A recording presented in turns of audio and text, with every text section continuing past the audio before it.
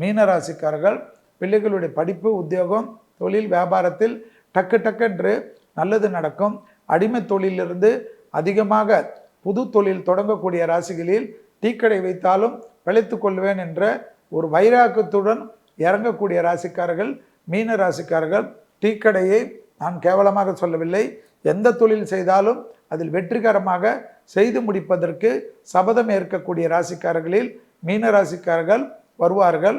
ஆக மீன ராசிக்காரர்கள் பெரிய வேலையை கூட உதறிவிட்டு தனியாக சிறு தொழில் தொடங்கினாலும் அதில் பல பிரான்ச்சுகளை தொடங்குவதற்கு உண்டான திட்டமிட்டு தைரியமாக இறங்கக்கூடிய காலகட்டம். உடற்பயிற்சி செய்யவில்லை என்றால் சிக்கல் ஏற்படும்.